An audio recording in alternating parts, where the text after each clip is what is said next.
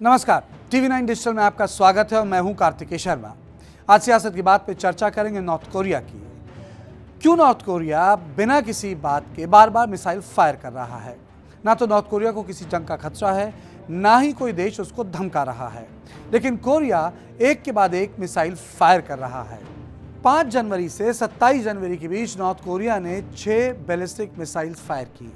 South Korea ने इस बात की पुष्टि की कि नॉर्थ कोरिया 2 क्रूज मिसाइल्स भी टेस्ट फायर कर चुका है, जो एडवांस टेक्नोलॉजी है।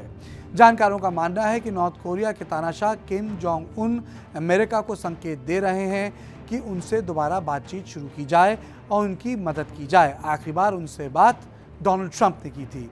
नॉर्थ कोरिया पर ढेर सारे आर्थिक प्रतिबंध लगे हुए हैं और देश की हालत बहुत खराब है। नॉर्थ कोरिया की मदद केवल चीन कर रहा है, लेकिन वो पूरा नहीं पड़ रहा। यही कारण है कि नॉर्थ कोरिया अब दोबारा से परमाणु टेस्ट करके दूर तक की मार करने वाली बैलिस्टिक मिसाइल की टेस्टिंग की धमकी दे रहा है।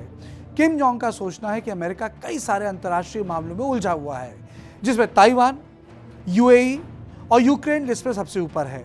जानकार कहते हैं कि नॉर्थ कोरिया को लगता है कि अमेरिका नया फ्रंट नहीं खोलना चाहेगा और इसलिए उस पर लगे प्रतिबंध वो हटा सकता है। वहीं चीन विंटर ओलंपिक्स की देखरेख में व्यस्त है। दक्षिण कोरिया में राष्ट्रपति के चुनाव होने वाले हैं और इसी अस्थिरता का फायदा नॉर्थ कोरिया उठाना चाहता है। न्यूयॉर्क टाइम्स में टफ्ट यूनिवर्सिटी के कोरिया एक्सपर्ट ली सुंग यूंग का कहना है कि किम जोंग दुनिया को ब्लैकमेल कर रहे हैं। बार बार मिसाइल फायर करके वो 2 चीज़ें हासिल करना चाहते हैं। पहले कि उनके देश की आर्थिक मदद की जाए और दूसरा अपने देश में उनकी इमेज एक मजबूत नेता की बनी रहे। नॉर्थ कोरिया को दुनिया में हर्मिट किंगडम कहा जाता है। वहाँ कई देशों की एम्बेसी तक नहीं है और किम जोंग के परिवार का वहाँ राज है।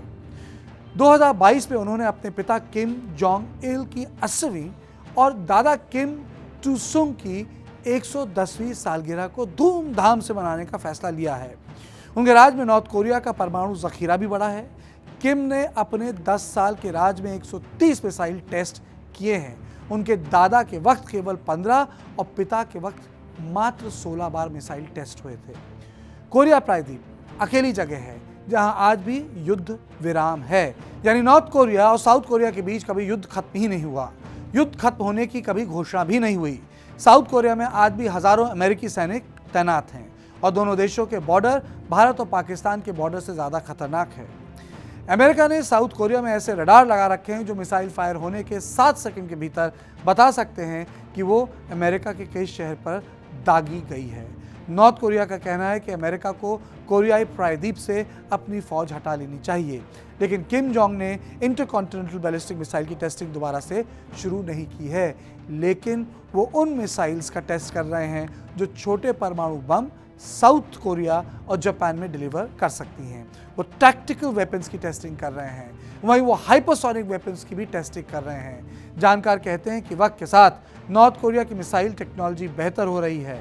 पहले वो सॉलिड फ्यूल मिसाइल 16 मिनट के अंतराल में फायर कर सकता था, अब वो केवल हर 4 मिनट में एक के बाद एक मिसाइल फायर कर सकता है।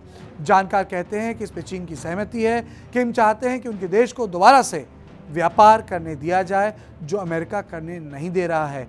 इसलिए वो बार बार मिसाइल फायर कर उसके सहयोगियों पर दबाव बना रहे हैं। तो सियासत की बात में बस इतना ही। देश और दुनिया की बाकी खबरों के लिए देखते रहें TV9 डिजिटल।